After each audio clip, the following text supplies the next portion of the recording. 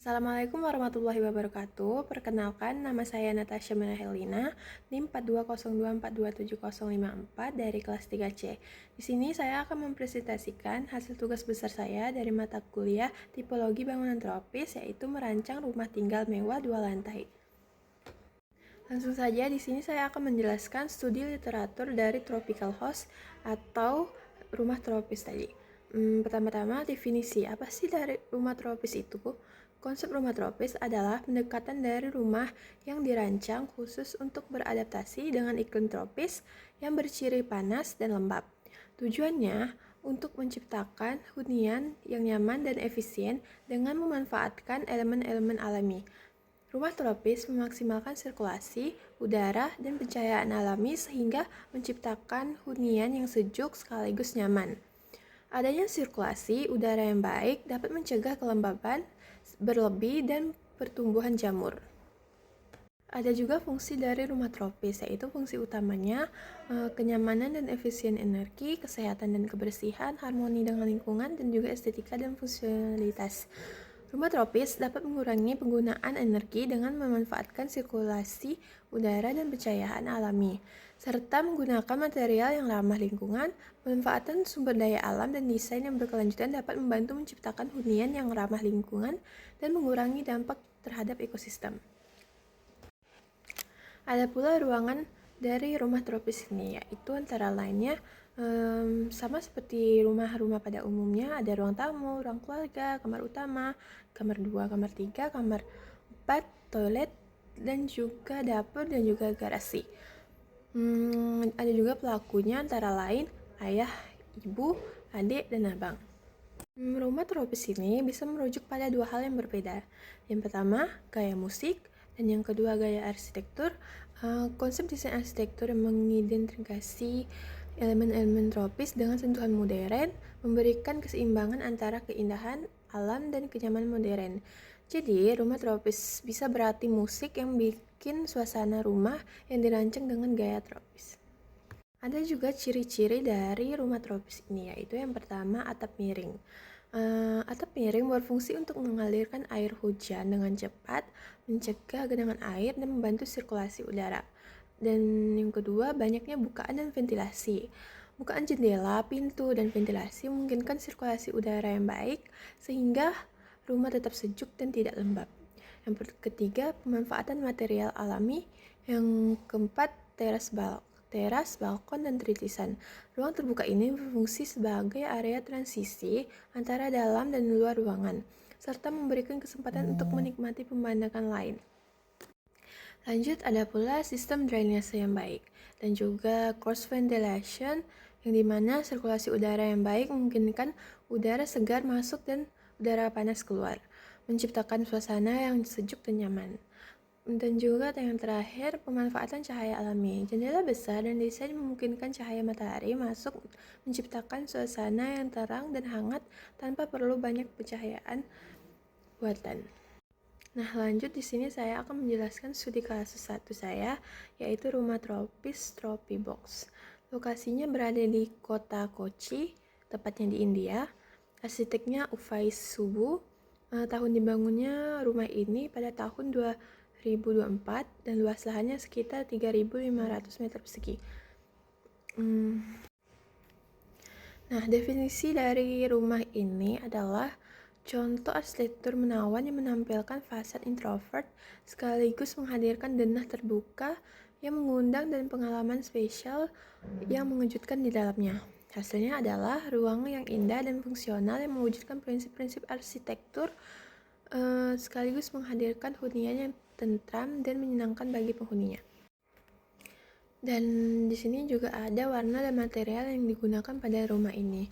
Warnanya warna-warna netral seperti abu-abu, coklat, hitam, hijau, dan beige atau krem.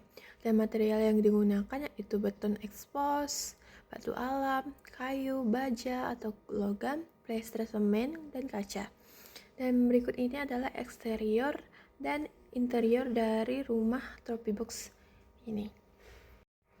Lanjut, ini terdapat denah dari rumah tropis dari Tropibox. Ada denah lantai 1, dan juga tanah lantai 2-nya, yang dimana banyaknya vegetasi di sekitar rumah ataupun lahan.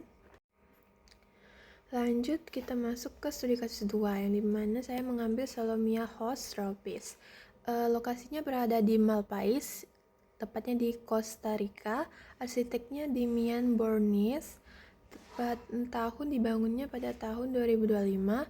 Luas lahannya 400 meter persegi.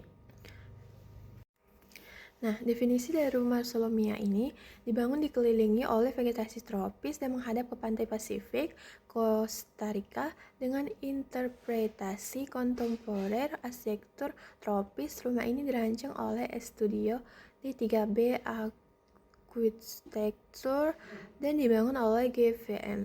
Rumah ini terletak di lahan tinggi yang dicirikan oleh vegetasi yang lebat dan lereng yang curam.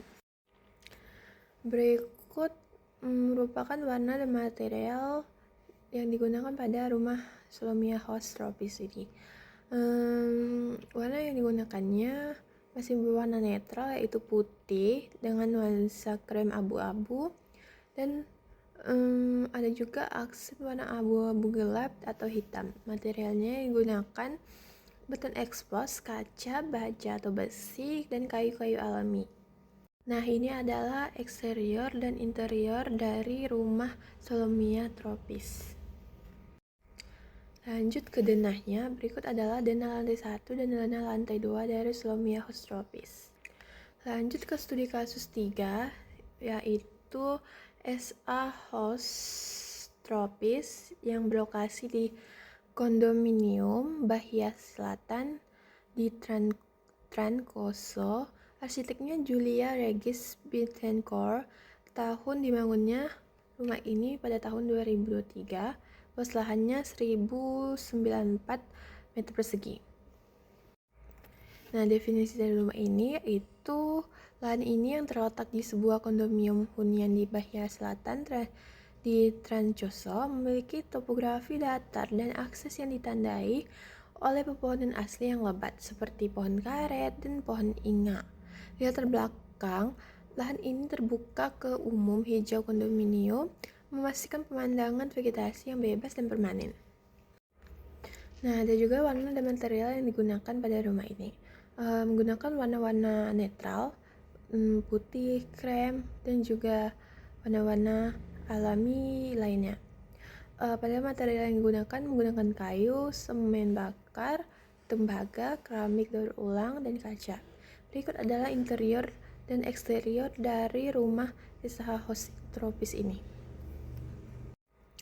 Dan berikut ini adalah denah dari rumah SA House Tropis. Bisa dilihat di sini denah lantai 1-nya dan denah lantai 2-nya. Nah, lanjut ke lokasi site yang saya ambil. Tepatnya di Indonesia, di Kalimantan Barat, Pontianak, pada Jalan Flores, Kota Pontianak, Kalimantan Barat. Luas lahannya sekitar 560 meter persegi, GSB-nya 3 meter, KDB-nya 560 dikali 60%, sama dengan 336 meter persegi.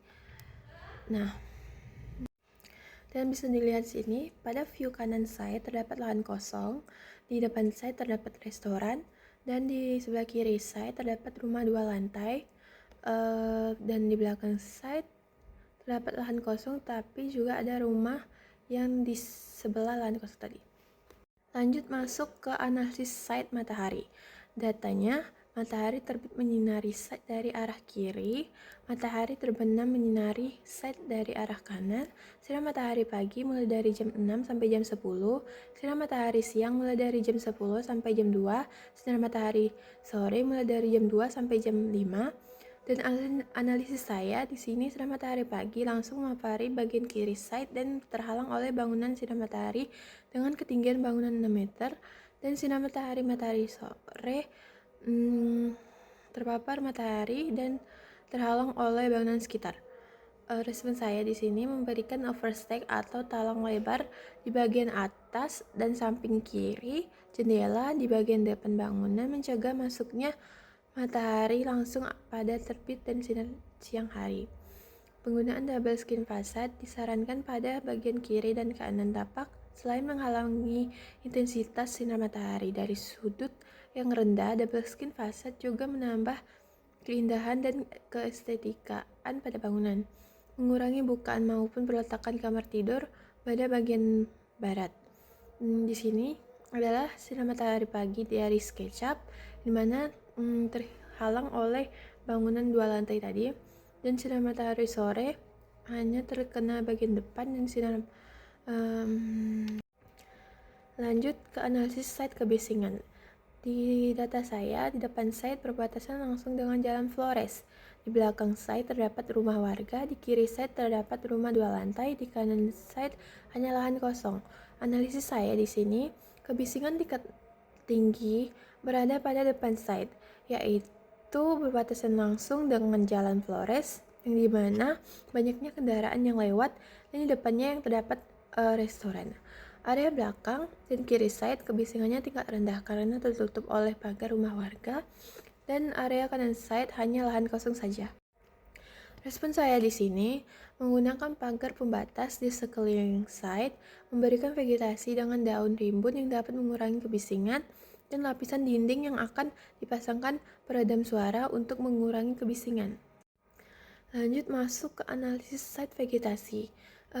Datanya, di dalam site terdapat beberapa pohon kelapa yang sudah tua dan pohon-pohon liar yang menjadi semak belukar yang cukup banyak. Analisis saya sendiri, vegetasi yang ada pada tapak sangat banyak sehingga akan mengganggu proses pembangunan rumah. Nantinya, letak vegetasi yang tidak beraturan juga tidak akan berfungsi dengan baik. Karena itu perlunya penataan yang lebih baik dan tepat. Respon saya di sini, dalam proses pembangunan pohon-pohon yang tidak berguna dan bahkan mengganggu akan ditebang, kecuali ada pohon yang tumbuhnya tidak mengganggu dalam proses pembangunan rumah. Dan juga menanam kembali beberapa vegetasi yang teratur, terutama bagian site yang memerlukan perlindungan dari sinar matahari. Dan juga menanam vegetasi hias guna estetika bangunan. Lanjut ke analisis site angin. Menurut data dari BMKG, angin bertiup dari arah timur atau selatan dan barat. Analisis saya, angin dari arah tenggara masuk ke site dengan bebas dan bagian belakang site. Respon saya di sini menyediakan jalur sirkulasi udara melalui ventilasi menyilang pada bagian depan bangunan dan belakang bangunan. Penggunaan roster dari bata kayu dan ventilasi untuk memaksimalkan hembusan angin sehingga masuk ke dalam bangunan.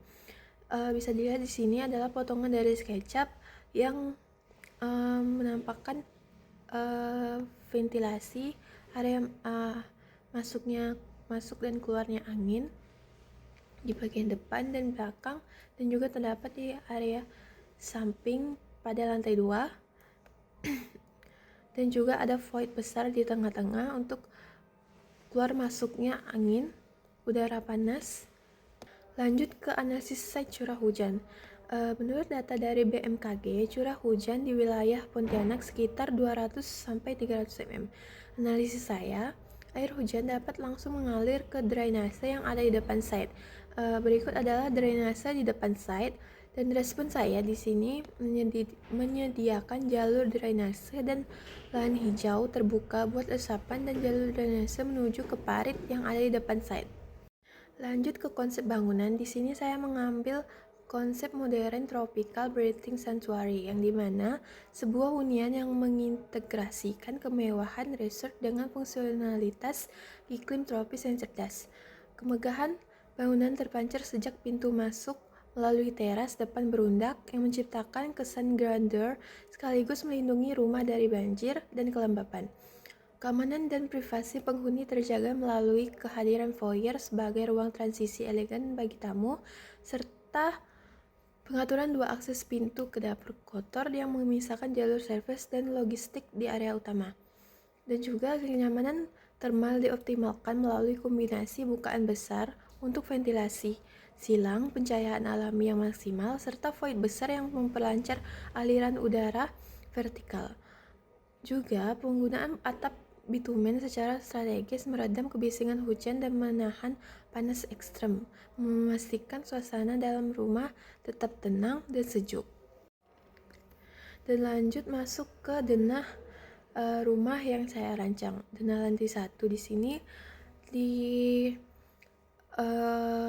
nomor 1 terdapat carport, dan di nomor 2-nya terdapat teras depan, nomor 3-nya terdapat foyer, nomor 4 terdapat ruang tamu, nomor 5 terdapat powder room, nomor 6 terdapat kamar utama, nomor 7 terdapat musola, nomor 8 terdapat ruang keluarga, nomor 9 terdapat tempat wudhu, nomor 10 terdapat dapur kotor, nomor 11 terdapat dapur bersih, nomor 12 terdapat ruang makan, 13 terdapat kamar supir, 14 terdapat kamar ART, 15 terdapat kamar WC, kamar mandi atau WC untuk ART atau supir, nomor 16 terdapat area cuci baju, 17 terdapat kamar tamu, 18 terdapat kamar mandi atau WC untuk penghuni di rumah bagi kamar tamu, dan 19 terdapat gudang, 20 terdapat gazebo, 21 terdapat kolam renang, 22 terdapat teras samping, dan 23 terdapat teras belakang. Lanjut pada lantai 2, nomor 1 ini adalah balkon depan, nomor 2 ruang keluarga, nomor 3 kamar anak 1, nomor 4 kamar anak 2, nomor 5 kamar mandi atau WC. Pada kamar anak 3 dan nomor 6 kamar mandi atau WC pada kamar anak 4, nomor 7 ruang kerja, nomor 8 ruang fitness, nomor 9 kamar anak 3, nomor 10 kamar mandi atau WC, nomor 11 ruang jemur, nomor 12 balkon samping, 13 void tangga, 14 adalah void. Lanjut ke tampak bangunan. Bisa dilihat di sini terdapat tampak depan dan tampak kanan, tampak kiri, dan juga tampak belakang. Lanjut ke potongan bangunan. Di sini terdapat tampak atas pada bangunan, dan juga terdapat potongan AA dan potongan BB. Nah, masuk ke kelebihan desain yang saya buat. Yang pertama, sirkulasi udara. Banyaknya bukaan besar dapat memudahkan aliran angin masuk dan keluar, yang dapat membantu menjaga suhu dalam ruangan tetap sejuk, sehingga dapat mengurangi penggunaan AC yang tentunya lebih hemat biaya. Yang kedua, pencahayaan maksimal. Banyaknya bukaan kaca yang dapat membuat ruang dalam tetap terang. Bisa dilihat di sini adalah foto-fotonya. Dan yang ketiga, material atap. Menggunakan material atap bitumen karena tahan terhadap panas matahari intens, hujan deras, dan angin kencang. Tahan terhadap sinar matahari ekstrem, cocok untuk daerah tropis yang panasnya sepanjang tahun. Atap bitumen juga punya kemampuan meredam suara, sehingga hujan deras tidak terlalu berisik di dalam rumah, dan juga atap ini tahan jamur dan lumut. Lanjut yang keempat dari kelebihan desain ini, ruang keluarga dan ruang makan dengan view kolam dan taman belakang. Orientasi visual ke arah kolam dan taman memberikan kualitas ruang yang menenangkan dan menghadirkan relaksasi visual, sekaligus memperkaya pengalaman spasial pengguna.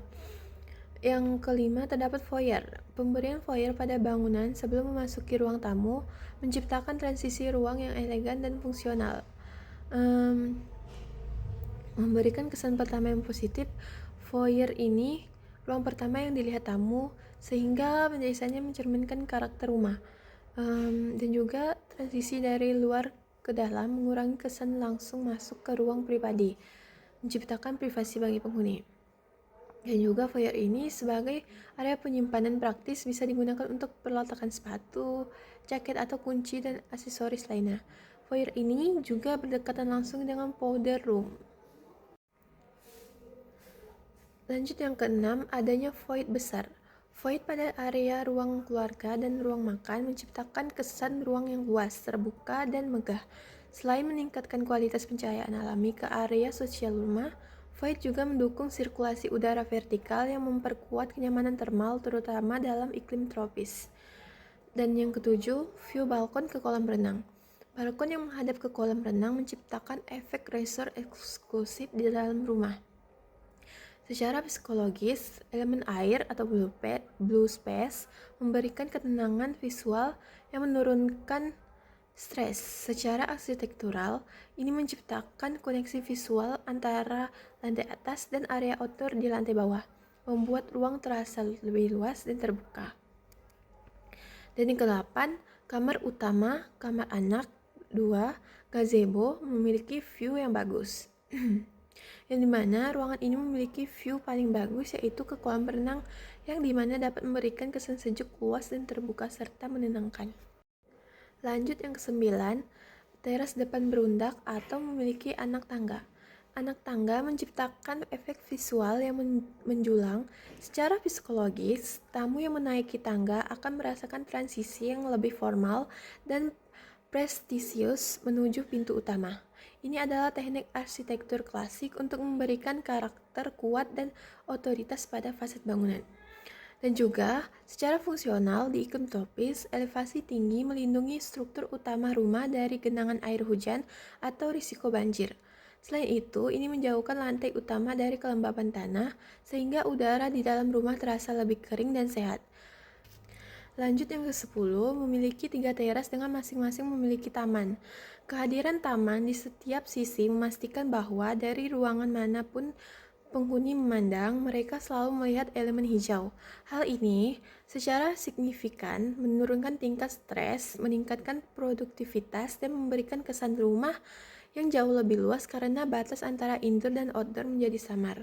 3 taman di sekeliling rumah berfungsi sebagai paru-paru mini, yang dimana tanaman di setiap teras membantu menyaring debu, meredam kebisingan dari luar, dan menurunkan suhu di sekitar dinding bangunan sehingga suhu di dalam ruang terasa lebih nyaman secara alami. Dan yang terakhir, memiliki 2 akses pintu ke dapur kotor. 2 akses ini memisahkan jalur asisten rumah tangga atau ART dengan jalur penghuni. Aktivitas memasak berat di dapur kotor yang mungkin berantakan tidak akan mengganggu kenyamanan penghuni atau tamu yang sedang berada di ruang utama, karena sirkulasi pelayan dapat dilakukan melalui pintu servis khusus. Dan berikut ini adalah interior dari desain saya, beberapa interior dari desain saya, dan berikut ini merupakan eksterior dari desain saya, bisa dilihat di sini.